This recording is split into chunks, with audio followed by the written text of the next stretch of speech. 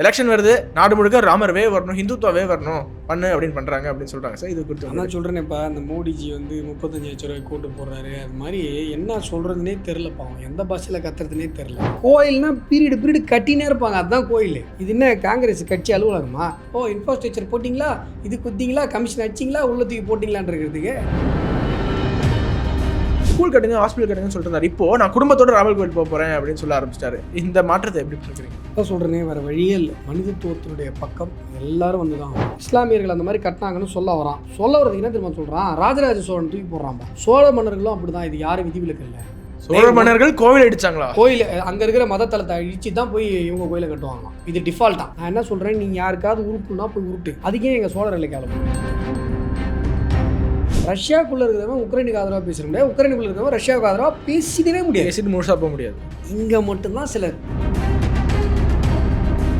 தேசபக்திங்கிறது டிஃபால்ட்டுப்பா. கேட்டா தேசபக்தி பாடம் எடுக்காதீங்க, நாங்களாம் தேசபக்தர்கள் தான், எங்களுக்கு தெரியும். ஐயோ, நீ அது என்னன்னா, எனக்கு பாடம் எடுக்க உங்களுக்கு தெரியல, நீ முட்டுக்கட்டையா இருக்கிற. பாடம் எடுத்தோம் எனக்கு எடுக்காது, நீ என்ன பெரிய இதுவா? கச்சத்தீவை மீட்க போறேன்னு எப்போ கேட்டாங்க தெரியுமா? டைமிங் தான் ரொம்ப முக்கியம். அண்ணாமலை வந்து இலங்கை போறாரு. அண்ணாமலை இலங்கை போயிட்டு திருப்பி வரும்போது கச்சத்தீவு விரைவில் மீட்கப்படுவதற்கான வாய்ப்புகள் இருக்கிறதுன்னு ஒரு விஷயத்த சொல்றாரு. இந்த காக்கா என்ன பண்ணுது? பணமழை உழப்புதுன்னு தெரிஞ்சுன்னு போய் உட்காந்துரு. திமுக காக்காவுக்கு இதான் வேலை.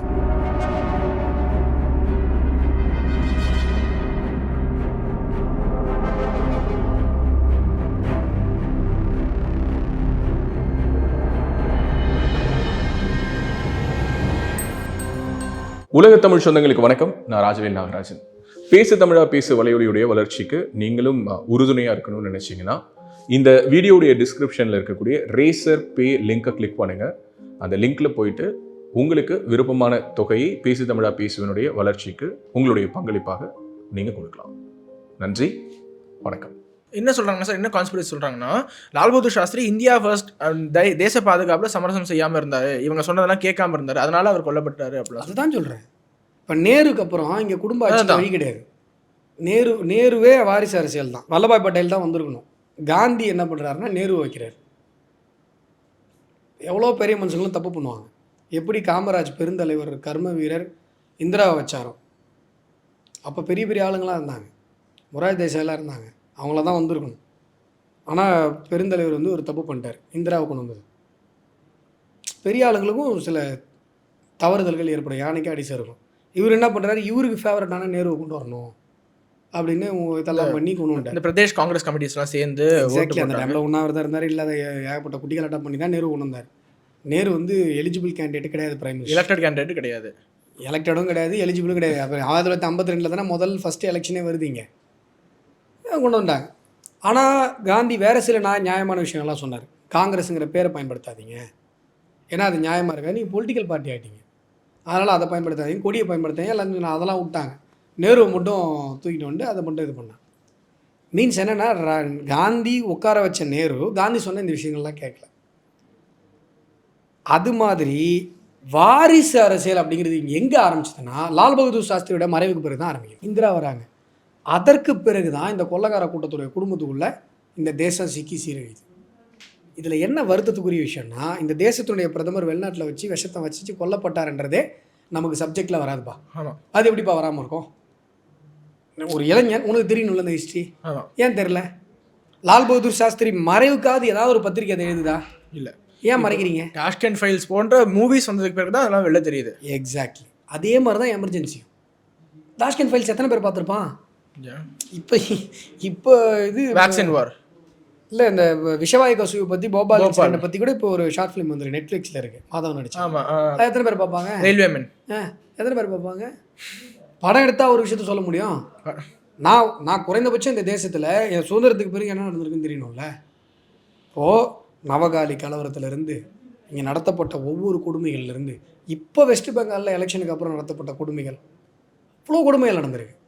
இப்போது இது எதுவுமே ஆவணப்படுத்தப்படலை. இப்போ நான் சொல்கிறது என்னென்னா, எங்கேருந்து நம்ம எங்கே வந்திருக்கோம் சார்? 1977 எமர்ஜென்சிங்கிறது எவ்வளோ பெரிய காட்டு மிராண்டி பற்றி நம்ம வெள்ளைக்காரனே அப்படி ஒரு கேவலத்தை பண்ணலை. அட விருப்பம் இல்லாதவனா கொண்டு போய் குடும்ப கட்டுப்பாடு ஆப்ரேஷன் பண்ணாங்க, கல்யாணம் ஆகாதவனுங்களாம். இது எங்கேயாவது நடந்து கேள்விப்படுறீங்களா? எப்போ நடந்தது? 77. நான் பிறக்கிறதுக்கு 10 வருஷத்துக்கு முன்னாடி. புரியல, இது ஒன்றும் 5000 வருஷம் இல்லை நான் சொல்கிறது, புரியுதா? இப்போ நான் சொல்கிற இந்த போபால் விஷவாயு கசிவு, லால் பகதூர் சாஸ்திரியுடைய மரணம், இது எமர்ஜென்சி கொடுமை, பண்டிட் தீனதயாள் உபாத்யாயா ரயிலில் வச்சு கொல்லப்படுறாரு. அவர் கொல்லப்படலைன்னா அப்பயே காங்கிரஸை தூக்கி போட்டுருப்போம். ஷியாமா பிரசாத் முகர்ஜி காஷ்மீரில் கொல்லப்படுறாரு. ஷியாமா பிரசாத் முகர்ஜி காஷ்மீரில், காஷ்மீர் இந்த மண்ணை விட்டு போயிடக்கூடாதுன்றதுக்காக காஷ்மீர் உள்ளே போய் போராடுறாரு. போனால் செத்துருவோன்னு தெரிஞ்சு போகிறாரு. அவர் ஹேபியஸ் கார்பஸ் போடுறாங்க. ஹேபியஸ் கார்பஸ் 23ஆம் தேதி வருதுன்னா அதில் 4 நாளைக்கு முன்னாடி கொல்லப்படுறாரு. ஹேபியஸ் கார்பஸில் ப்ரொடியூஸ் பண்ணணும், அதுக்கு முன்னாடி கொல்லப்படுறாரு. எந்த விசாரணையும் கிடையாது. இந்த தேசத்துடைய முதல் பொருளாதார அமைச்சர், எங்களுடைய தலைவர்ன்றதை விட்டுருங்க, ஷியாமா பிரசாத் முகர்ஜி இந்த தேசத்துடைய முதல் பொருளாதார அமைச்சர் தானே. நீங்கள் என்ன பண்ணீங்க? இந்த தேசத்துடைய பொருளாதார கொள்கைகளை வகுத்தது அவர், நேரு கிடையாது. உடனே உருட்டுவானுங்க, அந்த பொதுத்துறை நிறுவனம் ஒன்றும் கிடையாது. நேருலாம் அந்த அளவுலாம் பொருளாதார அறிவுலாம் கிடையவே கிடையாது. நீங்கள் சும்மா பில்டப் பண்ணக்கூடாது. டிஸ்கவரி ஆஃப் இந்தியா இவ்வளோ பெரிய புக்கை பார்த்தோன்னே அறிவாளின்னு நம்புற அளவுக்கு நாங்கள் முட்டாள் இல்லை. உள்ளே என்ன இருக்குன்னு பார்க்குற ஆளுங்க நான். நீங்கள் படிச்சிருக்கீங்களா சார்? அதில் எல்லாத்தையும் படிச்சிருக்கேன். படித்தா தானே உள்ளே என்ன இருக்குன்னு விமர்சனம் பண்ண முடியும். நான் தான் சொல்கிறேன்ப்பா, அது பொண்ணுக்கு எழுதுன லெட்டர். அது அன்பு மகளே டாயின் டாயின் டொட்டோ டாயின் டொட்டோ டொட்டோ டாயின் எழுதுறாரு. இதுதான் வந்து டிஸ்கவரி ஆஃப் இந்தியா. அப்படியே சாவர்கர் பாருங்க, அந்தமானில் கொட்டுமைப்படுத்துகிறாங்க. ஒட்டுமை சித்திரவதை. சாக்குக்கு வந்து இது சுண்ணாம்பு வெறுங்கையில் போட சொல்லி டார்ச்சர் பண்ணுறாங்க, செக்கு இழுக்கிறாங்க, சவுக்குள்ளே போட்டு அடி நடிக்கிறாங்க, சாப்பாடு ஒரு வேலை, இவ்வளோ கொடுமை பண்ணுறாங்க. அவர் ஒரே ஒரு விஷயம் கேட்குறாரு, கொஞ்சமாக பேப்பரும் பேனாவும் கொடுங்க. அதுவும் கொடுக்கல. இந்த கரியில் வச்சு எழுதுனா நினைக்கிறேன். கம்பி விலங்கு எப்பயுமே போட்டிருப்பாரு, கை கால் எல்லாத்துக்கும் விலங்கு. அதுலேருந்து ஒரு சின்ன ஒடிஞ்ச கம்பியை வச்சு 30,000 வார்த்தைகள் அந்த ஒரு பக்கம் கேட்டு 4 பக்கம் செவுத்துல எழுதி வச்சுருந்தார். தமிழில் எரிமலைன்னு வந்து நினைக்கிறேன் சார், ஹிந்தியில் இல்லை. அந்த வார்த்தைகள்லாம் ஆவணப்படுத்தப்படவே இல்லை. அவர் எழுதின லெட்டர் தான் வந்தது. ஓகே. அவர் வந்து அந்த டைமில் வருஷத்துக்கு 1 லெட்டர் எழுதுறதுக்கு அனுமதி. அதுலேயும் ஏதாவது தப்பு பண்ணிட்டாருன்னா அந்த லெட்டரும் அனுமதி கிடையாது. ஓகே.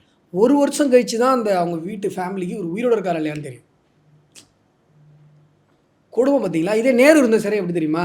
சிறை கிடையாது, பங்களா. அவருக்கு ப்ளூ கலர் பிடிக்கும், ப்ளூ கர்டன்ஸ் அவருக்கு பிடிக்கும். ப்ளூ கலர் சார், உங்களுக்கு ப்ளூ கலர் தான் சார் பிடிக்கும், ப்ளூ கர்டன்ஸ் சார். உங்கள் ஒய்ஃப் கொஞ்சம் அப்படின்னு இரும்புறாங்க, போய் பார்த்துட்டு வரீங்களா, லீவ். இது பேர் ஜெயிலாம். ஒரு ஜெயிலாயாது. நீ நல்லா புரிஞ்சுக்கப்பா, யார் இந்த நாட்டுக்காக போகிறான்னா, யார் வந்து வெள்ளைக்காரனுக்கு வேலை பார்த்தான்றது தெரிஞ்சுக்கிறது ஒரே ஒரு க்ரைட்டீரியா தான். எல்லாரும் இந்த க்ரைட்டீரியாவில் வச்சு நீ புரிஞ்சிக்கலாம். யாரெல்லாம் வெள்ளைக்காரன் ஜெயிலில் போட்டு கொடுமைப்படுத்தினானோ அவங்களாம் இந்த நாட்டுக்காக போராடினவங்க. யாரெல்லாம் வெள்ளைக்காரன் ஹவுஸ் அரெஸ்ட்டில் வச்சு சொகுசாக நல்லா இதுவாக இருந்தாங்களோ அவங்களாம் வெள்ளைக்காரனுக்கு வேலை பார்த்தவங்க, வேறு ஒன்றும் கிடையாது. இதுதான் வித்தியாசம். இங்கே வஉசியை சித்திரவதை பண்ணாங்களா இல்லையாப்பா? ஒரு அட்வொகேட்டு, சக்ஸஸ்ஃபுல் அட்வொகேட்டு, கப்பல் வாங்கி விடுற அளவுக்கு மிகப்பெரிய பணக்காரரு, எப்படி கொடுமை பண்ணாங்க? செக்கு இழுக்க வச்சு கொடுமைப்படுத்தி அவர் வெளில வந்து மண்ணெண்ணெய் வியாபாரம் பண்ணாருப்பா. அவர் எழுதுறாருப்பா, காந்தியோட நான் ஒன்றும் எந்த விதத்துலையும் குறைஞ்சவங்க கிடையாதுன்னு எழுதுறாரு. அவர் அந்த வரியில் அவ்வளோ ஒரு வருத்தம் தெரியுது எனக்கு அதை படிக்கும்போது. எதுலன்னா, திருக்குறளுக்கு ஒரு உரை எழுதியிருப்பார், அதோடைய முன்னுரையில் எழுதுறாரு, காந்தியோட நான் எந்த விதத்துலையும் தியாகத்தில் குறைஞ்சவன் இல்லை அப்படின்னு. அது சொல்லும்போது அந்த மனுஷனுக்கு அந்த வலி, காந்திக்கு அங்கீகாரம் கிடைச்சிச்சு, வஉசிக்கு என்னப்பா அங்கீகாரம் கிடைச்சிது? ஒரு ஜாதிய தலைவராக சுருக்கப்பட்டார். ஜாதிய தலைவராக சொல்கிறத சுருக்கோடு சொல்லாதீங்கப்பா, அது ரொம்ப எல்லாம் தப்பு பண்ணுறீங்க. ஜாதிய தலைவராக சுருங்கி விட்டார். ஏன் அந்த ஜாதிக்கு ஏன் சொல்கிறேன்னா, இல்லை வரேன் கவர்னரே அவர் என்ன சொல்கிறார், வரேன் இல்லை அது அந்த கருத்தில் நான் வேறுபடுறேன். ஒரு தலைவர் அந்த சொந்த சாதிக்காரர்களால் கொண்டாடப்படுறதுன்றது சுருங்கிறது கிடையாது. நம்ம எல்லாரும் கொண்டாடணும். நம்ம எல்லாம் கொண்டாடாமல் விட்டுட்டு அந்த ஜாதிக்காரங்களாவது கொண்டாடுறாங்களேன்னு சந்தோஷப்படாமல் ஜாதிய தலைவராக சுருங்கி நீ போய் கொண்டாடு. நீ ஏன் உன் ஜாதியில் பிரச்சனை வருதுன்னா இருப்பா. இப்போ பசும்பொன் முத்துராமலிங்க தேவர், அதான் சொல்ல வந்தேன், பசும்பொன் முத்துராமலிங்க தேவர் இருக்காரா? அந்த மிகப்பெரிய பெருமகனுடைய பெருமை தேவர் மாறுங்க இந்த அளவுக்கு கொண்டாடுறதுனால தானே இப்போ வரலாறு கடத்தப்படுது. அவங்களும் விட்டாங்கன்னா யார் அவரை பேசுவா? நான் சொல்கிற சீரியஸ்னஸ் புரியுதா உனக்கு? தேவர் பெருமகனுடைய அவருடைய புகைப்படம் வந்து தேவர் சமூக பெருமக்கள் எல்லார் வீட்லேயும் பூஜை அறையில் இருக்கும், சாமியாக கும்பிட்றாங்க. இப்போ எல்லாரும் கும்பிடணும், எல்லாரும் வந்து அவரை கொண்டாடணும், எல்லாரும் கொண்டாடுறாங்க. ஆனால் எல்லாரும் கொண்டாடுறதுக்கு காரணம் அந்த பெரிய தலைவருடைய வாழ்வியலை இவங்க உயிர் போட வச்சுருந்தாங்க. இப்போ நாடார் சமூக பெருமக்கள் பெருந்தலைவரை கொண்டாடலையா? கொண்டாடுவாங்க. ஏன்னா அது பெருமைப்பா எனக்கு.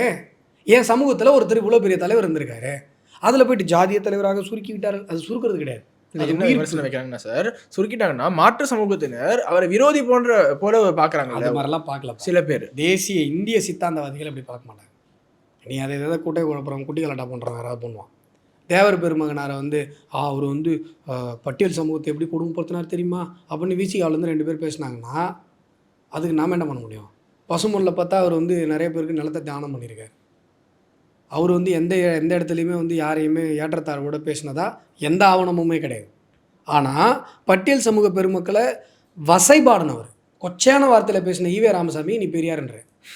அப்போ உன்னுடைய பார்வையில் தப்பு, உன்னுடைய நோக்கத்தில் தப்பு. பசுமன் முத்துராமலிங்க தேவர் மேலே தப்பு கிடையாது.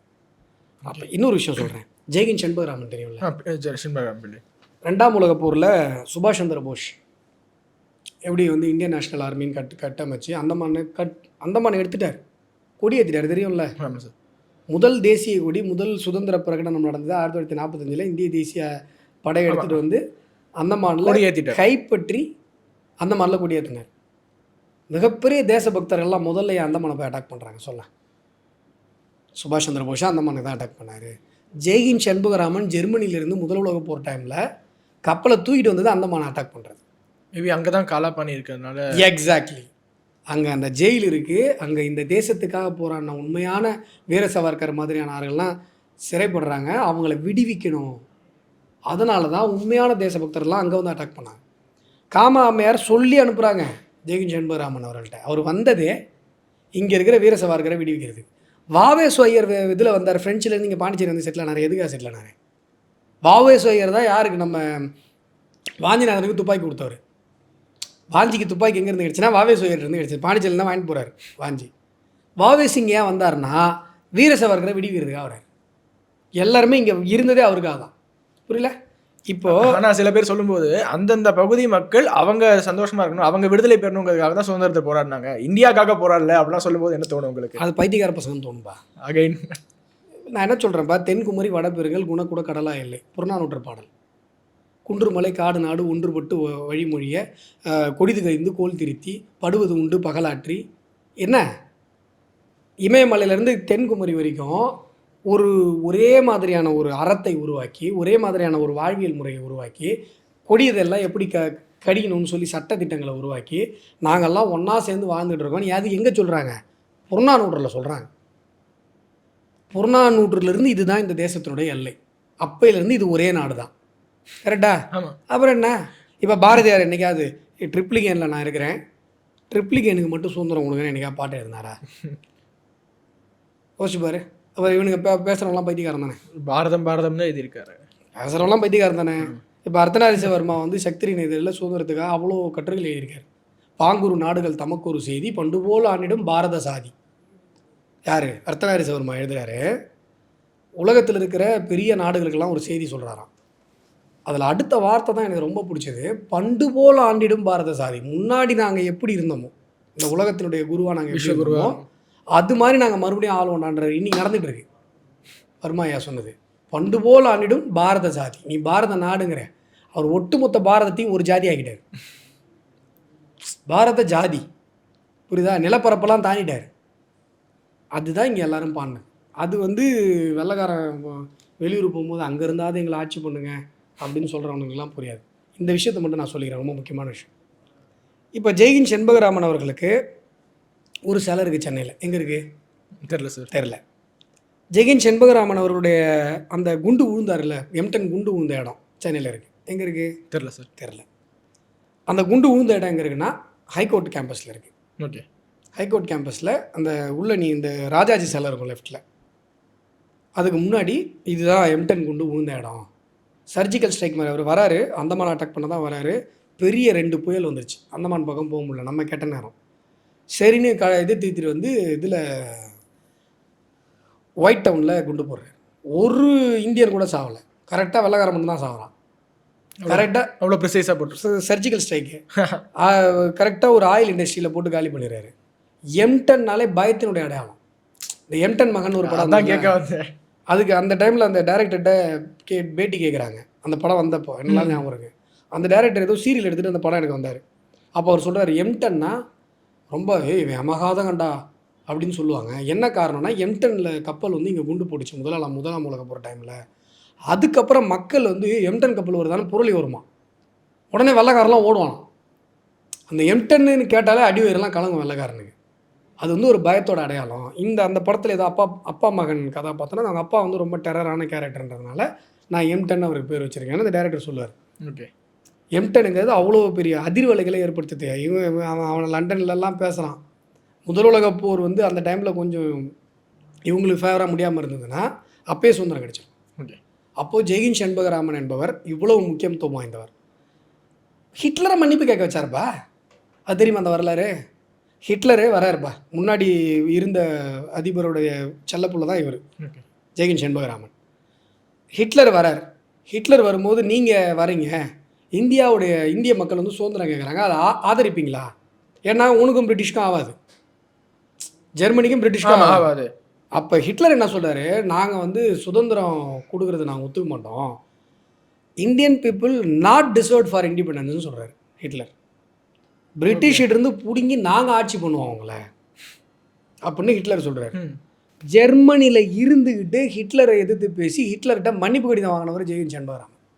எப்படா அப்படி சொல்லுவேன்னு நீ ஹிட்லர் யார் தெரியுமா? ஜெய்ஹிந்த் செண்பகராமன் யாருன்னு தெரியுமா உனக்கு? ஹிட்லரை பற்றி படிக்கிற ஜெய்ஹிந்த் செண்பகராமனை பற்றி தமிழையா? அவரு அந்த அப்பேற்பட்ட ஹிட்லரை மன்னிப்பு கேட்க வச்சார். சரியா? இப்போ நான் சொல்கிற இந்த குண்டு விழுந்த இடத்துல வருஷம் 10 பேர் போய் பூ போடுறாங்க. யார்? அவர் சார்ந்த பிள்ளை ஜாதிக்காரங்க. இல்லை என்ன தப்பு? நீ நானும் கொண்டாடாமல் விட்டது உன் தப்பு, ஏன் தப்பு? அவங்க தன்னுடைய ஜாதியில் இவ்வளோ பெரிய தலைவர் இருந்தாருன்னு போய் கொண்டாடுறாங்க. என்ன தப்பு? என்ன தப்பு? உயிர் போட வச்சுருக்காங்கல்ல வரலாற்றை. அவருக்கு சிலை வந்து பார்த்தீங்கன்னா காமராஜர் அரங்கம் பக்கத்தில், காந்தி காமராஜர் அரங்கம் உள்ள அவருக்கு சிலை இருக்குது. ஓகே. வருஷம் அவங்க தான் அந்த ஜாதிக்காரங்க தான் போய் அந்த ஜாதி சங்கத்தை வந்து மாலை போடுறாங்க. புரியுதா? குறைந்தபட்சம் நான் என்ன நினைக்கிறேன்னா அவர்களாவது கொண்டாடுறாங்களே, அந்த உயிர் போட வச்சுருக்காங்கல்ல. இப்போ அர்த்தநாரீஸ்வரர்மாவுக்கு வன்னியர் சமூக பெருமக்கள் விழா எடுக்கிறோம். அவருடைய சமாதியை திருவண்ணாமலையில் போய் கண்டுபிடிச்சி ரெஜினேட் பண்ணுறாங்க. அவங்களும் இல்லைன்னா அந்த சமாதி யார் கண்டுப்பா? ப்ரெஸ் எமர்ஜென்சி ஆக்ட் கொண்டு வரப்பட்டு இந்த தேசத்தில் ஒரு பத்திரிகை தடை செய்யப்படுதுன்னா அவருடைய பத்திரிகை. அதில் தான் பாரதியார் கூட பணிபுரிஞ்சாருன்னு சொன்னாங்க. பாரதி இறந்தப்போ பாரதியாருடைய இறுதி ஊர்வலத்துக்கு கூட யாரெல்லாம் கலந்துக்க பயந்தாங்கப்பா. ஓகே. வைரமுத்து எழுதிருப்பாரு. நான் வைரமுத்தெல்லாம் சொல்கிறீங்கன்னு நினைக்காத, அவரும் நல்ல பாட்டெலாம் எழுதிருக்கிறார். இப்போ தான் இப்படி கொஞ்சம் இதுவாகிட்டார். அவர் வந்து இந்த கவிராஜன் கதைன்னு ஒரு கவிதை வடிவில் பாரதியினுடைய வாழ்க்கை எழுதியிருப்பார். நான் சின்ன இதில் காலேஜ் படிக்கும்போது ஸ்கூல் படிக்கும்போது படிச்சிருக்கேன். எனக்கு ரொம்ப ஃபேவரட்டான புக் அது. படைப்புன்றது கடவுள் கொடுக்குறது. இது மாதிரி கிறுக்குத்தனமாக ஆண்டாளை பற்றி பேசுகிறது தான் மனுஷன் பண்ணுற கேவலம், எதுக்கோ ஆசைப்பட்டு. ஆனால் இதெல்லாம் வந்து படைப்பு. அவர் படைப்பாளியாக உண்மையிலே இருந்தப்போ எழுதியிருப்பார் என்னன்னு தெரில. அதில் ஒரு வார்த்தை எழுதியிருப்பார். அது படிக்கும்போது எனக்கு ரொம்ப டிஸ்டர்ப் ஆச்சு. பாரதியினுடைய முகத்தில் மொய்த்த ஈக்களின் எண்ணிக்கை கூட மனிதர்கள் இல்லை, அவருடைய இறுதி உருவத்தில் ஆட்கள் இல்லை. இறுதி என்னன்னா பாரதியாரோட டெத்துக்கு போய் கலந்துட்டா வெள்ளைக்காரன் நம்மளை காலி பண்ணுறான் அப்படின்னு பயப்படுறாங்க. தன்னுடைய பத்திரிகையில் இரங்கற்பா பாடுறாரு. யார்? அர்த்தநாரீஸ்வரர்மா. ஓகே. பாரதி இரங்கற்பா. திருவிக்கா என்ன சொல்கிறாரு, அர்த்தநாரீஸ்வரர்மாவுடைய கவிதைகள்லாம் நீங்கள் படித்து பாருங்கள். யார்? திருவிக்கா சொல்கிறார், மகாகவி பாரதிக்கு இணை வைக்கக்கூடிய சற்றும் குறைவில்லாத பாரதிக்கு இணையான ஒரு கவிஞர் அர்த்தநாரீஸ்வரர்மா அப்படின்னு சொல்லி திருவிக்கா சொல்கிறார். ராஜாஜி அவருக்கு ராஜரிஷின்னு பட்டம் கொடுத்துருக்காரு. அர்த்தநாரீஸ்வரர்மா சேலம் இதில் வந்து மாநகராட்சியில் முதல்ல மது விலக்கு கொண்டு வரதுக்கு காரணமாக இருந்தவர் வர்மாயா போய் ராஜாஜியோடைய பள்ளி தோழர். அவர் போய் ராஜாஜிகிட்ட சொல்லி தான் வராரு. ராஜாஜி அதுக்கப்புறம் மது விலக்கை எப்படி ஃபாலோ பண்ணாருன்னு நமக்குலாம் தெரியும். 70 கருணாநிதி போய் பூரா நின்றுட்டு இருந்தார் கொற்ற மழையில். தள்ளாத வயசில் கொற்ற மழையில் தயவு செஞ்சு கொண்டு வந்துடாத அப்படின்னாரு. அந்த மது ஒழிப்பு எங்கேருந்து ஆரம்பிக்குதுன்னா இவருடைய பள்ளி தோழர்லேருந்து ஆரம்பிக்கும். இவ்வளோ விஷயம். கழறிட்டு அறிவார் சபைன்னு ஒரு அமைப்பு வச்சுருக்காரு. எதுக்கு? வன்னிய இளைஞர்களுக்கு, குறிப்பாக வன்னிய இளைஞர்களுக்கு சுதந்திர போராட்டத்தில் ஆயுத பயிற்சி கொடுக்குறது, துப்பாக்கி பயிற்சி கொடுக்குறது வச்சு பண்ணிகிட்ருக்காரு. கழறிட்டு அறிவார்ன்றது யாருன்னா நாயன்மாரில் ஒருத்தர். புரியுதா? இப்போது வன்னியர் சமூகத்திலிருந்து அந்த மகானுடைய அந்த வரலாற்றை எடுக்கிறாங்க. இப்போ நான் போய் ஸ்டாம்புக்கு சேங்ஷன் வாங்கி வச்சுருக்கேன். நான் வன்னியர்ன்றதுனால மட்டும் கிடையாது, அவர் ஒரு மிகப்பெரிய சுதந்திர போராட்ட தியாகின்றதுக்காகவும். இப்போ நான் வன்னியர்ன்றதுக்காக பண்ணுறேன்னு வச்சுக்கோங்க. இப்போ நான் ஸ்டாம்புக்கு சேங்ஷன் வாங்கி வச்சுருக்கேன். இப்போது வன்னியர் சமூகம் அந்த பெருமகனுடைய வரலாற்றை எடுத்து மக்களுக்கு கொடுக்கும்போது அதில் என்ன தப்பு இருக்குது? கடலூரில் அஞ்சலை அம்மாள்னு ஒரு மிகப்பெரிய தியாகி, யாருக்கும் தெரியாது தமிழ்நாட்டில். காந்தி வந்தப்போ தமிழ்நாட்டில் 2 பேர் தான்ப்பா பார்த்தாரு. ஒன்று மகாகவி பாரதி. மகாகவி பாரதியாவது பாரதி காந்தி இருந்த இடத்துக்கு போய் பார்த்தார். நம்ம கூட அந்த பாரதி படத்தில் பார்த்துருப்போம். நான் பாரதி போய் கேட்குறாரு, நான் நாளைக்கு மெரினா பீச்சில் உரையாற்ற போகிறேன், நீங்கள் சென்னையில் இருக்கீங்க, நீங்கள் வந்தீங்கன்னா நல்லா இருக்குமே அப்படின்னு பாரதி தன்னுடைய ஸ்டைலில் கேட்குறாரு. உடனே காந்தி வந்து, இல்லை எனக்கு வர முடியாது, நான் ரொம்ப ஷெடியூலாக இருக்கேன், நன்றி, நீங்கள் ஆரம்பிக்க போகிற ஒத்துழையாமை இயக்கத்திற்கு என்னுடைய வாழ்த்துக்கள் ஆசீர்வாதங்கள்ட்டார். என்னன்னா, நீ எனக்கு வரல, ஒத்துழைக்கல எனக்கு நானும் அது குத்துறாரு. ஒத்துழையாமை இயக்கம் ஆரம்பிக்க போறீங்களா, அதுக்கு வாழ்த்துக்கள் ஆசீர்வாதங்கள்ட்டு போயிட்டார். ஒத்துழைக்கலையா, அதை குத்தி காட்டு போயிட்டார். ஆனால் காந்தி நான் பார்க்கணும்னு சொல்லி போய் பார்த்தது அஞ்சலை அம்மாள். ஏன் அப்படின்னா, வயிற்றில் குழந்தைய வச்சுட்டு ஜெயிலுக்கு போகிறாங்க. அங்கே ஜெயிலில் அவங்களுக்கு குழந்தை பிறகுதான் அந்த பையன் பேர் ஜெயில் வீரன். ஜெயில் வீரன். ஓகே. அவங்க மருமக பொண்ணு எல்லாம் ஜெயிலில் இருக்காங்க குடும்பத்தோட. மிகப்பெரிய போராளி. யோசிச்சு பாருங்கள், ஒரு கடலூரில் ஒரு கிராமத்துலேருந்து வந்த ஒரு பெண் வயிற்றில் குழந்தையோட வெள்ளைக்காரனுக்கு எதிராக போராடி ஜெயிலுக்கு போகிறாங்கன்றதெல்லாம் உங்களால் கற்பனை பண்ணி பார்க்க முடியுதா? அதுக்கப்புறம் இது இண்டிபெண்டன்ஸ்க்கு அப்புறம் எம்எல்ஏவாக இருந்தவங்க, தொடர்ந்து அவங்க 2 வரையும் எம்எல்ஏ. இந்த வரலாறு எங்கேருந்து வெளில வருதுன்னா, வன்னியர் சமூக மக்கள் எடுத்து சொல்கிறாங்க. என்னன்னா, நம்ம மூதாதையரில் இப்படி ஒருத்தங்க இருந்திருக்காங்க, என்ன தப்பு?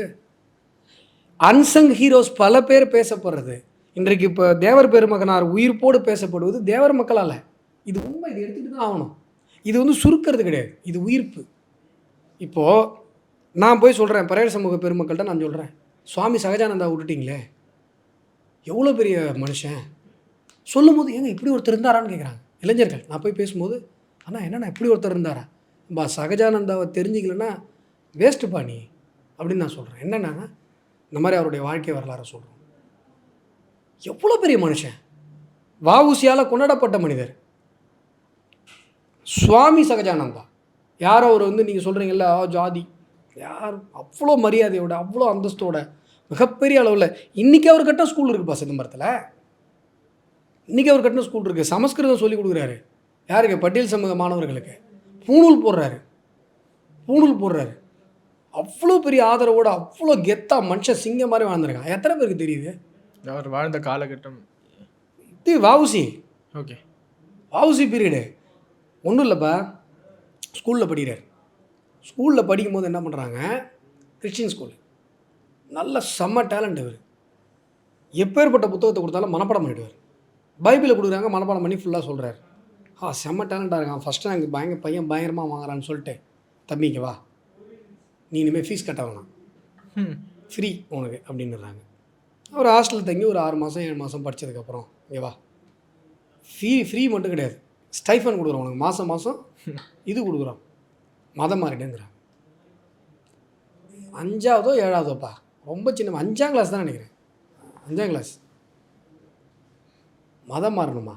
அதெல்லாம் முடியாது. அப்படின்னா நீ 6 மாதம் ஃபுட்டு சாப்பிட்டால அதை பணம் கட்டு, ஸ்கூல் விட்டு போகணும். பணம் கட்டிட்டு டிசி வாங்கிட்டு வெளில வர்றாரு. மத மாற்றத்திற்கு எதிராக எப்போ 5ஆம் கிளாஸில் போராட்டியிருக்காரு. இவர் கூட இவரை பற்றி ஒரு பெரிய வீடியோ போட்டிருக்காரு. இந்த சம்பவத்தெல்லாம் சொல்லியிருக்காரு. யார்? விசிகா ரவிக்குமாரில் எம்பி, அவர் போட்டிருக்காரு. அவருலே பாருங்கள், இதே சொல்லியிருப்பார். மத மாற்றத்துக்கு எதிர்த்து அவர் வெளில வந்தார். மிகப்பெரிய போராளி, அறிவு புரட்சி, சுதந்திரத்துக்காக பேசியிருக்காரு. பட்டியல் சமூகம் அந்த மக்களுக்காக ஒரு மிகப்பெரிய பள்ளிக்கூடத்தை ஆரம்பிச்சிருக்காரு. நந்தனாருடைய இதை ரெஜினேட் பண்ணார். எவ்வளோ விஷயம். அவருடைய வாழ்க்கை வரலாறுலாம் படிக்கணும், எல்லாரும் கொண்டாடணும். யாருமே கொண்டாடலை, அட்லீஸ்ட் அந்த சமூக மக்களாவது கொண்டாடணும். அவங்களும் கொண்டாடலை. இப்போ புரியுதா? அஞ்சலை அம்மாள் வெளில வந்துட்டாங்க, அர்த்தநாரீஸ்வரமா வெளில வந்துட்டார், சுவாமி சகஜானந்தா வெளில வரல. ஏன்னா பறையர் சமூக பெருமக்களுக்கு அவருடைய அருமை தெரியல. அவங்களுக்கு அருமை தெரிஞ்சதுன்னா அவங்க முதல்ல கொண்டாட ஆரம்பிப்பாங்க. அப்போ நீ என்ன பண்ணுவ, யார் பாய்வர்னு போய் பார்ப்பேன். அப்போ தான் இந்த பெருமகன்கள், இந்த மகான்கள், மகாத்மாக்களுடைய வாழ்க்கை நமக்கு தெரியும். அதனால் யாரையுமே ஜாதிய தலைவராக சுருக்குறது அது ஏதோ தப்பான விஷயம் மாதிரி பேசாதீங்க. அந்த ஜாதி கொண்டாடுதா கொண்டாடட்டும். உனக்கு இப்போ எனக்கு வஉசி, எனக்கு அர்த்தநாரீஸ்வரர்மா மேலே நான் எப்படி மரியாதை வச்சுருக்கணும், அதே மரியாதை நான் வஉசி மேலே. எவ்வளோ பெரிய ஆள். அப்போ நீ தான் ஜெகன் செண்பகராமனுக்கு அவருடைய இந்த ஹிட்லர் எழுதின மன்னிப்பு கடிதம் இருக்குல்ல, அது வந்து அவங்க ஒய்ஃப் வச்சுருக்காங்க. ஒரு இன்ட்ரெஸ்டிங் ஸ்டோரி. ஓகே. அவருடைய பேரன் என்கிட்ட வராரு. யார்? ஜெகன் செண்பகராமனுடைய பேரன் வராரு. சார் இந்த மாதிரி வந்து இந்திரா பீரியடில் அவர் ஜெகன் செண்பகராமனுடைய மனைவி மகாராஷ்டிராவில் இருக்காங்க, இறந்துடுறாங்க. இறக்கும் போது கவர்மெண்ட், சென்ட்ரல் கவர்மெண்ட் என்ன பண்ணிடுச்சு, அவருடைய வீட்டுக்குள்ளே இருந்த எல்லா ஆவணங்களையும் தூக்கிட்டு போயிடுச்சு. சொத்து ஆவணம், பணம், இனம், ஃபாரின் டாலர். ஏன்னா அவர் பெரிய ஆள். அவருடைய வரலாறுலாம் கேட்டால் நீ மிரண்டுருவேன். அவருலாம் வந்து படம் எடுத்தால் பாகுபலியோட வேறு லெவலில் ஓடும். இல்லை உண்மையாப்பா, அவருடைய லைஃப் அப்படி இருக்கும். அவர் அந்த பேரனே ஒரு புக்கு எழுதிருக்காரு. அப்படி இருக்கும். உள்ள ஸ்பையாக எப்படி இருக்கிறது, அந்த அந்த சிபிஐ இந்த ஜேம்ஸ் பாண்ட் படம் மாதிரி இருக்கும் அவருடைய வாழ்க்கை வரலாறு எடுத்தால். இவங்களுடைய மன்னிப்பு கடிதம் அங்கே இருக்குது. எங்கே இருக்குது? அவங்க மனைவி வீட்டில் இருக்குது. இந்திரா பீரியடில் எல்லாத்தையும் வாரிட்டு எடுத்துகிட்டு போயிட்டாங்க. அது அநேகமாக ஏஎஸ்ஐ, ஆர்கியாலஜிக்கல் சர்வே ஆஃப் இந்தியாவில் அந்த டாக்குமெண்ட் இருக்கிறதுக்கு வாய்ப்பு இருக்குது. அவர் சொல்கிறார் 17 போட்டி. நான் எடுத்துகிட்டு போய் கிஷன் ரெட்டி அவர்கள்ட்ட, மத்திய அமைச்சர்கிட்ட கொடுத்து, எப்போ இது ஒரு 3 வருஷம் இருக்கும்ல, 3 வருஷம் இருக்கும், போய் கொடுத்து தொடர்ந்து ஃபாலோ பண்ணிகிட்ருக்கேன். அந்த ஏஎஸ்ஐ டாக்குமெண்ட்டு எப்படி நேதாஜியோடைய ஆவணங்கள் வெளியிடப்பட்டதோ அது மாதிரி எங்கள் ஜெகன் செண்பகராமன் அவர்களுடைய ஆவணங்கள் வெளியிடப்படணும், ஓப்பன் டொமைனில் வைக்கணும் அப்படின்னு சொல்லி ஃபாலோ பண்ணிகிட்டு இருக்கேன். மத்திய அமைச்சர் அவர்களும் அதெல்லாம் தேடிட்டு இருக்காங்க. ஏன்னா அவங்க இந்திரா பீரியட் எடுத்தது சரியாக ஆவணப்படுத்தி வைக்கல, எங்கேயாவது இருக்குன்னு சொல்லி அவங்க முயற்சி பண்ணிகிட்டு இருக்காங்க. கம்யூனிகேஷன்ஸ் போயிட்டுருக்கு. எதுக்கு சொல்கிறேன்னா, எல்லா தலைவர்களுக்கும் நம்ம பண்ணணும். ஓகே, புரியுதா? ஆனால் குறைந்தபட்சம் அவங்க சார்ந்த சமூகத்தை சார்ந்தவர்கள், நம்முடைய முன்னோர்கள், என் சொந்தக்காரன் இவ்வளோ பெரிய மனிதராக இருந்திருக்காருன்ற சந்தோஷத்தில் கொண்டாடினாலும் தப்பில்லை. அவர்கள் தான் உயிர் போடு இந்த மகாத்மாக்களை நமக்கு வைத்திருந்து கொடுக்குறாங்க. இங்கேருந்து எங்கே போகிறோம்னு தெரியல. நம்ம பரவாயில்லப்பா, எங்கே போனால் என்னப்பா, ஏதோ நல்ல மக்கள் தெரிஞ்சுட்டோம். நீங்கள் ராமர் கோயிலேருந்து நம்ம ரொம்ப டிவைட் ஆகிட்டு போயிட்டோம். இது எல்லாமே ராமர் கோயில் சம்மந்தப்பட்டது தான். நான் பேசின எதுவுமே அவுட் ஆஃப் த சப்ஜெக்ட் கிடையாது. ஓகே. ராமர்னா தேசபக்தி, ராமர்னா தேசபக்தி, தேசபக்தினா ராமர். புரியுதா? ஜெய் ஸ்ரீராம்ன்றது எப்படி பாரத் மாதா கி ஜெயங்கிறது தேசபக்தி கோஷமோ, அதே மாதிரி ஜெய் ஸ்ரீராம் என்பதும் தேசபக்தி கோஷம். இந்த விவாதத்தை ராமர் கேட்குறாரு அப்படின்னா அவர் சந்தோஷப்படுவார். ஏன்னா தேசத்தை பற்றி அவர் ஆட்சி பண்ண மண்ணை பற்றி நான் பேசுகிறேன். அவர் ஆட்சி பண்ண மண், அந்த மண்ணில் இருந்த மகாத்மாக்களை பற்றி நான் பேசுகிறேன். இவர்கள் எல்லாருமே ஒரு வகையில் ராமருடைய அந்த வழித்தோன்றல்களை தான் நான் பார்க்குறேன். இந்த தேசத்துக்காக உழைச்ச எல்லா மகாத்மாக்களையுமே.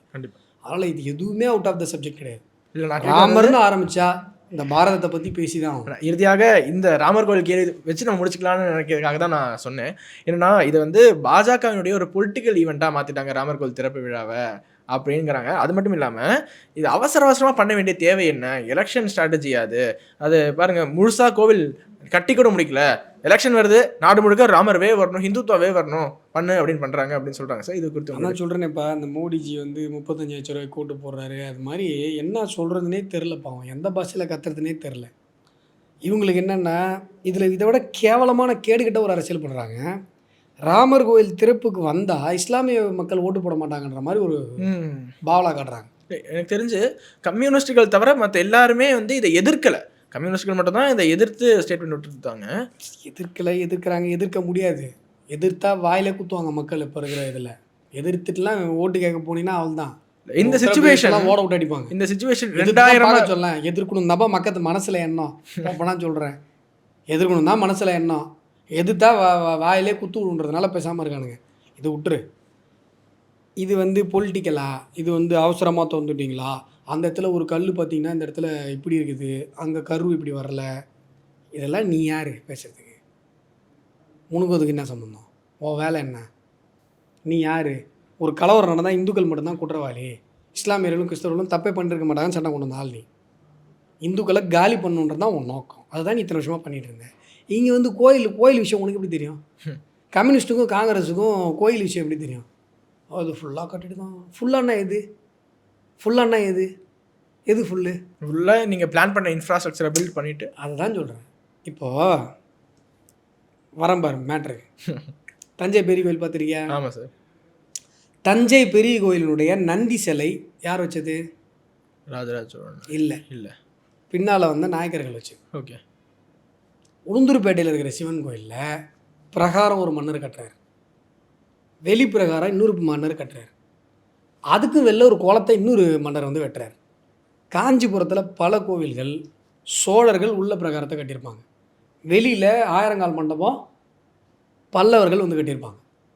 இப்போ பாலாற்று படுகையில் போயிட்டு நான் ஒரு கோயிலில் போய் வீடியோ போட்டேன். ஓகே. சிதிலமடைஞ்ச நிலையில் இருக்குது, சிதிலமடைஞ்ச நிலையில் இருக்குது. அங்கே இருக்கிற கோயில் சிலைகள் எல்லாம் காணாமல் போயிடுச்சு. உள்ளே பார்த்தோன்னா அப்படியே எனக்கெல்லாம் வந்த கோபத்துக்கு அங்கெல்லாம் எவனாவது ஹெச்ஆர்என்சி அஃபிஷியல்லாம் வந்துருந்தான்னா அவ்வளோதான், அவ்வளோ வெறி ஆயிடுச்சு எனக்கு அதை பார்க்கும்போது. பாலாற்றில் இருக்கிற நூற்றுக்கணக்கான கோயில் உள் பிரகாரம் சோழர்கள் கட்டுறாங்க, வெளிப்பிரகாரம் இருக்கு பாரு கோபுரம் பல்லவர்கள் கட்டுறாங்க. இதுதான் கோயில்கள் கட்டுற முறை. முதல்ல உள்ள சாமி வச்சுருவாங்க, அதுக்கப்புறம் ஒரு கட்டடமாக கட்டுவாங்க. இதெல்லாம் இந்த தர்மத்தை பற்றி தெரிஞ்சால் தெரியும், புரியுதா உனக்கு? அதான் சொல்கிறேன், உனக்கு சம்மந்தம் இல்லாத விஷயத்தெல்லாம் நீ பேசக்கூடாது. அது என்ன இது உனக்கு தெரியுமா? எந்த கோயில் பிரகாரமோ ஒரே நீங்கள் காஞ்சிபுரம் ஏகாம்பரேஸ்வரர் கோயில் பாரு, இங்கே எனக்கு தெரிஞ்சு இங்கே மகாபலிபுரம் மட்டும்தான் முழுசாக பல்லவர்கள் கட்டினது. மற்றபடி எல்லா இடத்துலையுமே புன்னைநல்லூர் மாரியம்மன் கோயில், தஞ்சாவூரில் புன்னைநல்லூர் வச்சது சோழர்கள். ஃபுல்லாக இருக்கிற வேறு இன்ஃப்ராஸ்ட்ரக்சர் எல்லாம் இந்த சரபோஜ மன்னர்கள் கட்டினது. கோயில்னால் பீரியடு கட்டினே இருப்பாங்க, அதுதான் கோயில். இது என்ன காங்கிரஸ் கட்சி அலுவலகமா? இன்ஃப்ராஸ்ட்ரக்சர் போட்டிங்களா, இது குத்திங்களா, கமிஷன் அடிச்சிங்களா, உள்ள தூக்கி போட்டிங்களான் இருக்கிறதுக்கு லூஸ்தனமா இல்லை. பாஜக குறித்து பேசும்போது இந்த கோவிலுக்கான ஆர்டர் சுப்ரீம் கோர்ட் கொடுத்தது, அங்கே கட்டுறாங்க, இதுக்கும் பாஜக என்ன சம்பந்தம் அப்படின்னு அது என்ன புதுசா இப்படி ஆரம்பிச்சிட்டாங்க. அதாங்க எப்படி வேணா விட்டுட்டும்பா, நானா சொல்கிறேன்ல, இது எல்லாமே இல்லை பாஜக இருந்தாலும் இல்லாவிட்டாலும் இது நடந்திருக்கும் அப்படிங்கிறாங்க. இது குறித்து உங்களுடைய மோடி எப்படி இதுக்கு கிரெடிட் எடுக்க முடியும், பாஜக எப்படி கிரெடிட் எடுக்க முடியும்? இதை வந்து நேற்றுக்கு நிறைய பேர் ட்விட்டர்ல எழுதியிருக்காங்க சார். இதை எழுதிட்டும்பா, 138 கோடி பேருக்கும் இதுக்கான பதில் தெரியும். புரியல, 138 கோடி பேருக்கும் தெரியும். பச்சை புல்ல ஏதாவது 3 வயசில் ஏதாவது குழந்தை ஒரு டிங்கின்னு ஏதாவது விளையாடின்னு வரும்பாரு, அதுக்கிட்ட கீழே அது சொல்லும். இது எனக்கு தெரிலன்னு ஒருத்தன் கேட்குறான்னா அந்த முட்டாளுக்கெல்லாம் பதில் சொல்லணும்னு அவசியம் இல்லை. இதெல்லாம் நான் தான் சொல்கிறேனே, 0.0001% தான். இது பேசு பொருளாக கூட இல்லை நீ சொல்கிற விஷயம்லாம். இவங்க இந்த மேட்டரில் எப்படா சர்ச்சையை கிளப்புறதுன்னு சொல்லி இன்னொரு சர்ச்சை சார் என்னன்னா, அந்த இடத்துல கஷ்டப்பட்டு இருக்கானுங்க. அந்த இடத்துல கோவில் கட்டாமல் 3 கிலோமீட்டர் தள்ளி கட்டுறாங்க அப்படின்னு கிளப்பி விட்டுருக்காங்க. எதோ சொல்கிறேன், உனக்கு தெரியுமா அந்த 3 கிலோமீட்டர் நீ காட்டேன். ஆனால் மேப்பில் அந்த லொக்கேஷன் இருக்கு இல்லையா, லாட்டிடியூட் லாங்கிடியூட் எல்லாம் அப்படியே இருக்கு. எக்ஸாக்டாக அங்கே தான் வந்துட்டாரு நின்ட்டாரு, முடிஞ்சு போச்சு. உனக்கு என்ன தெரியும் அதை பற்றி? நான் தான் சொல்கிறேன், உனக்கு என்ன தெரியும்? நீ யார்? ஆடு நினைதுன்னு ஓனா ஏன் வருத்தம் பண்ணணும்? நீ எங்கே கோயில் வரக்கூடாதுன்னு சொன்னாள். ராமர்னு ஒருத்தர் வாழவே இல்லை, அது கற்பனை கதாபாத்திரம்னு சொல்லி அஃபிடவிட் போட்டவங்க இவங்க. உன்னை பொறுத்த வரைக்கும் ராமர்ன்றது, காங்கிரஸை பொறுத்த வரைக்கும் கற்பனை கதாபாத்திரம். எதுக்கு இங்கே வர? உனக்கு என்ன தெரியும் இதை பற்றி? உனக்கு ஏதாவது இத்தாலியோட வரலாறை பற்றி பேசு, நாங்கள் கேட்குறோம். உனக்கு என்ன தெரியுமோ அதை பேசுவா. நீ ஏன் இப்போ சம்மந்தம் இல்லாமல் இந்தியாவுக்குள்ளே வர? இந்தியா விஷயம் ஒன்று தான் தெரியாது. நான் நினைப்பா நான் சொல்கிறேன், இத்தாலியை பற்றி ஏதாவது சொல்லி கேட்டுக்கிறேன். அந்த இடத்துல எது கோவில், ஹாஸ்பிட்டல் கட்டலாமே, ஸ்கூல் கட்டலாமேங்கிற கோஷ்டி இப்போ எங்கே போனாங்கன்னு நினைக்கிறீங்க? அவங்களெல்லாம் இப்போ காணவே காணும். என்ன ஜோதிகா சொல்கிறியா? இல்லை நிறையா பேர் சார். இப்போ மசூதி இடிச்சுட்டு கோவில் கையும் கட்டுறீங்க, ஹாஸ்பிட்டல் கட்டுங்க, ஸ்கூல் கட்டுங்கன்னா நிறைய பேர் பேசிகிட்டு இருந்தாங்க இல்லையா? உதாரணத்துக்கு அரவிந்த் கெஜ்ரிவால் அவர்கள் என்ன சொல்கிறாங்கன்னா, நான் அங்கே ஸ்கூல் கட்டுங்க ஹாஸ்பிட்டல் கட்டுங்கன்னு சொல்லிட்டு இருந்தார். இப்போது நான் குடும்பத்தோட ராமர் கோவில் போக போகிறேன் அப்படின்னு சொல்ல ஆரம்பிச்சிட்டாரு. இந்த மாற்றத்தை எப்படி பார்க்குறீங்க? தான் சொல்கிறேனே, வேறு வழியே இல்லை. மனிதத்துவத்தினுடைய பக்கம் எல்லோரும் வந்து தான் ஆகணும். இது எப்படின்னா, இது எப்படி போய் முடியும் அப்படின்னா, எப்படி போய் முடியணும்னு இல்லை, எல்லா தேசத்துலேயுமே எப்படி இருக்குது அப்படின்னு சொன்னால், இப்போ உக்ரைன் இருக்குது, உக்ரைனுக்கு ரஷ்யாவுக்கும் சண்டை வருதுன்னு வச்சுக்கோங்க. உக்ரைனுக்கு உள்ளே இருக்கிற ஒருத்தன் ரஷ்யாவுக்கு ஆதரவாக பேசிடவே முடியாது. ஆமாம். ரஷ்யாவுக்குள்ளே இருக்கிறவன் உக்ரைனுக்கு ஆதரவாக பேசிட முடியாது, உக்ரைனுக்குள்ளே இருக்கிறவன் ரஷ்யாவுக்கு ஆதரவாக பேசிடவே முடியாது. பேசிட்டு முழுசாக போக முடியாது.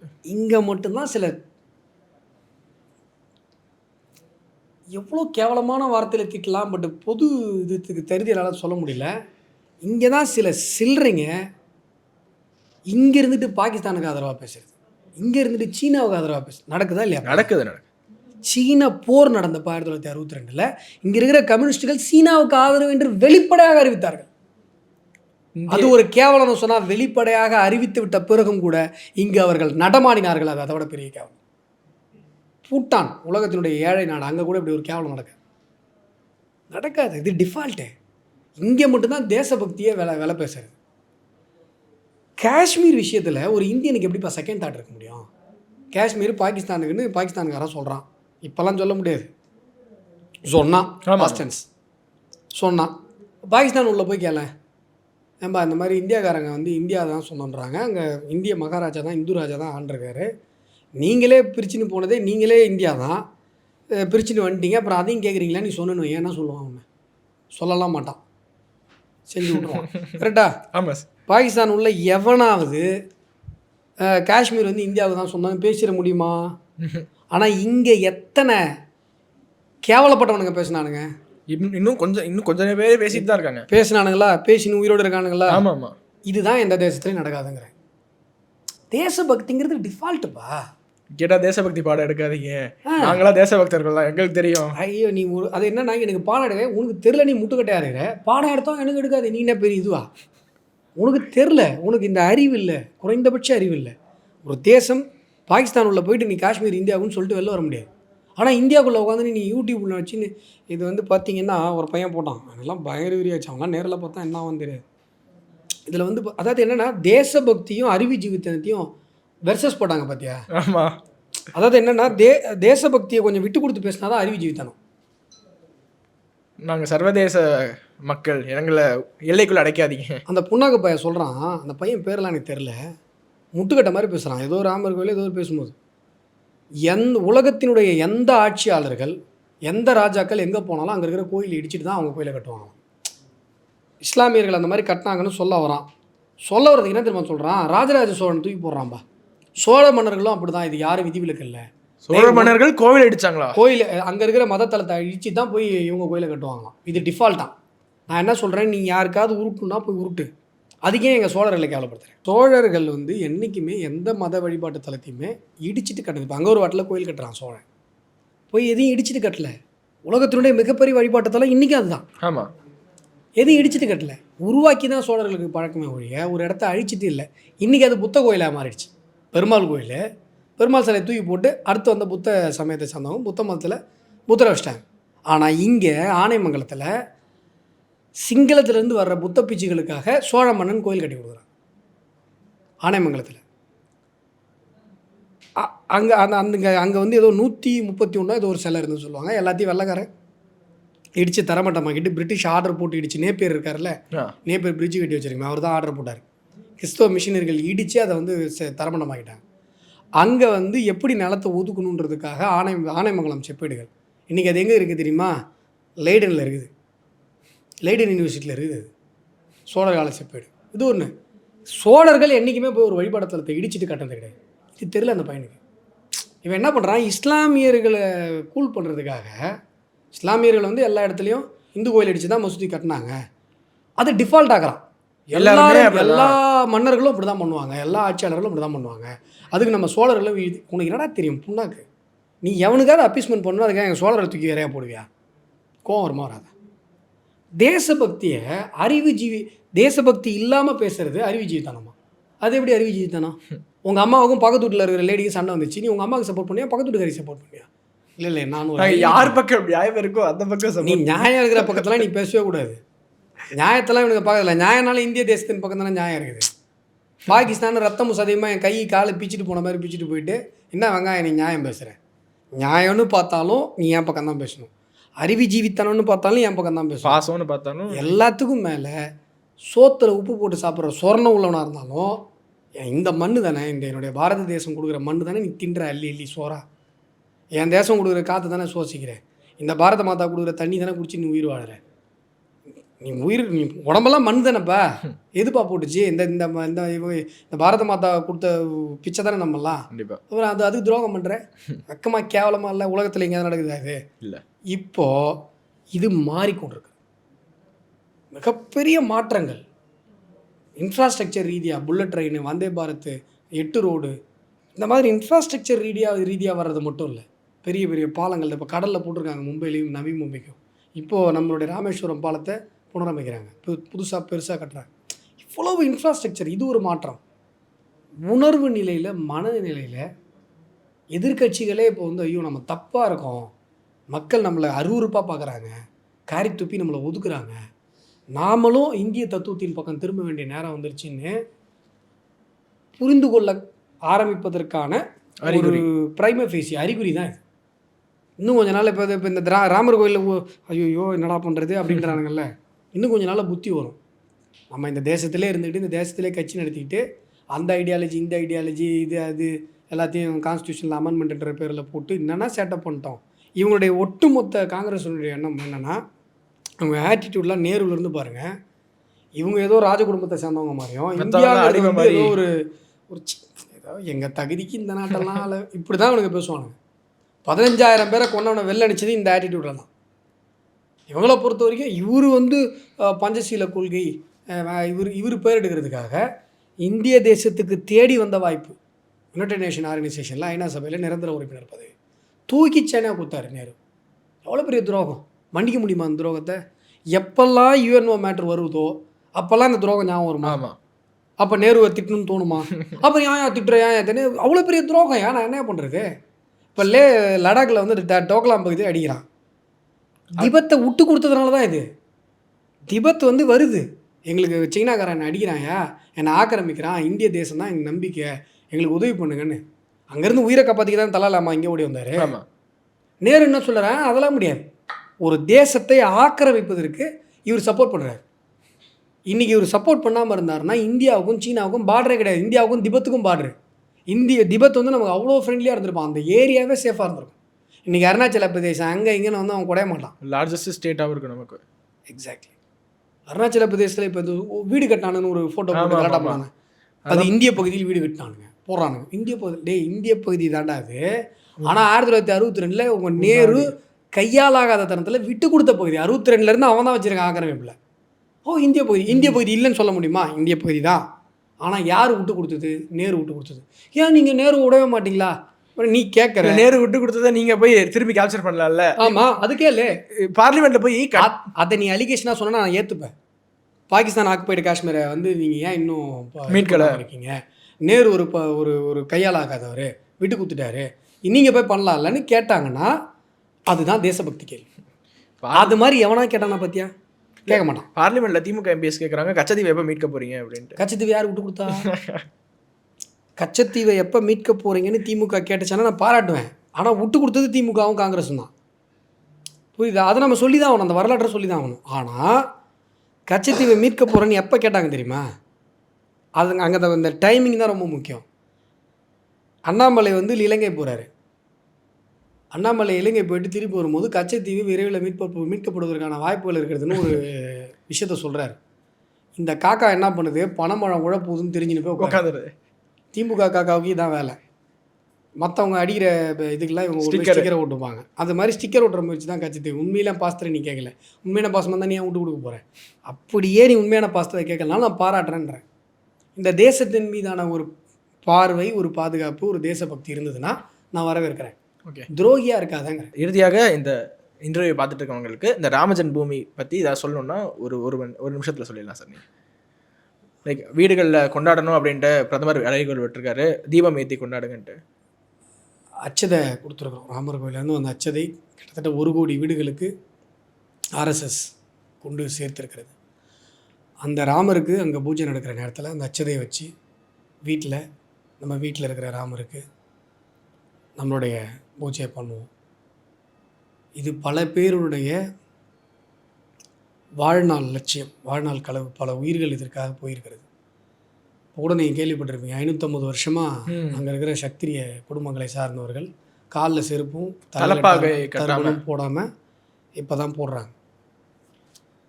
இது வந்து ஒரு மிகப்பெரிய ஒரு சாதனை, ஒரு மிகப்பெரிய ஒரு மன நிறைவு வந்திருக்கிறது. ஏதோ ஒரு மிகப்பெரிய ஒரு விஷயத்தை இந்த தேசம் சாதித்து விட்டதற்கான ஒரு அடையாளம். இந்த தேசத்தினுடைய போக்கு இது மேலே வந்து இப்பொழுது இருந்ததை விட பல மடங்கு இந்த தேசத்தினுடைய ஆன்மா வீரியம் பெற்றிருக்கிறது. இந்த தேசத்தினுடைய வளர்ச்சி, இந்த தேசத்தினுடைய வேகம் இந்த உலக நாடுகள் எல்லாம் வியக்கிற போகிற அளவுக்கு இருக்க போகுது. எதுக்கு சொல்கிறேன்னா, உணர்வு என்பது ரொம்ப முக்கியம். வெள்ளைக்காரன் நம்மளை வந்து அடக்கி ஆட்சி பண்ணான்.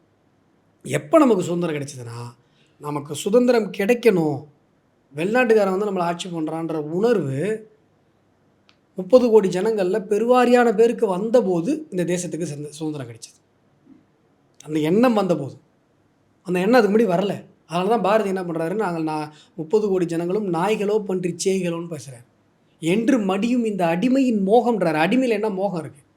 அடிமையின் மோகம் இந்த தேசத்தில் இருந்தது. என்று தனியும் எங்கள் சுதந்திர திராகம். அது போராடுறவங்களுக்கு, அவரை மாதிரி ஆளுங்களுக்கு. அடுத்து சும்மா உட்காந்துருக்கான் பார், வெறியாவது அவருக்கு கேட்குறாரு, என்று மடியும் இந்த அடிமையின் மோகம். ஏன்னா அடிமையாக இருக்கிறதுல என்னடா மோகம் உனக்கு? அடிமையின் மோகம் ஒழிந்த பிறகு இந்த தேசத்துக்கு சுதந்திரம் கிடைச்சது. அது மாதிரியான ஒரு நிகழ்வு தான் இன்றைக்கி அயோத்தியில் ராம ஜென்ம பூமியில் ராமன் மீண்டும் எழுந்து நிற்பது. அந்த ராமன் எழுந்து நிற்பது இந்த தேசத்தில் ராமராஜ்யம் அமைந்து கொண்டிருப்பதற்கான ஒரு அறிகுறி. ஸோ இவ்வளோ நேரம் நேரில் வந்து பேசி ஒரு யூஸ்வலான இன்டர்வியூ இல்லாமல் நிறையா கருத்துக்களை பகிர்ந்து கொண்டதுக்கு ரொம்ப நன்றி. ஜெய் ஸ்ரீராம் சார். ஒரு யூஸ்வலான இன்டர்வியூவாக இல்லாமல் பல விஷயங்கள் ஹோலிஸ்டிக்காக, ஏன்னா யூஸ்வலாக சண்டை போட்டுக்கிட்டு டென்ஷன் ஆகிட்டு அப்படி இல்லாமல் பல விஷயங்கள் பேசுவதற்கான ஒரு எவர்கிரீனாக எத்தனை வருஷம் வச்சு கூட பார்த்தாலும் ஏதாவது ஒரு விஷயத்தை தெரிஞ்சுக்கலாம் அப்படிங்கிற மாதிரி ஒரு நல்ல ஒரு உரையாடலாக அமைத்து கொடுத்ததற்கு நன்றி. உங்களுடைய குழுவினருக்கு நன்றி. இதை தொடர்ந்து பண்ணுங்கள். எல்லாரையும் நீங்கள் மனசு வச்சா தொடர்ந்து படிக்கலாம். இல்லை என்ன மட்டும் இல்லை, எல்லாரையும் கூப்பிடுங்க. நிறைய பெரிய அறிவார்ந்த மனிதர்கள் இருக்காங்க.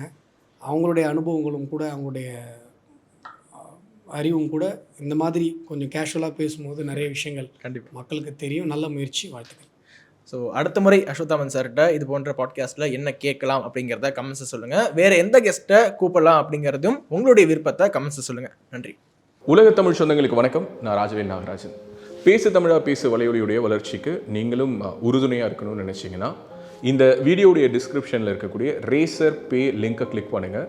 அந்த லிங்க்கில் போயிட்டு உங்களுக்கு விருப்பமான தொகையை பேசு தமிழா பேசுவனுடைய வளர்ச்சிக்கு உங்களுடைய பங்களிப்பாக நீங்கள் கொடுக்கலாம். நன்றி, வணக்கம்.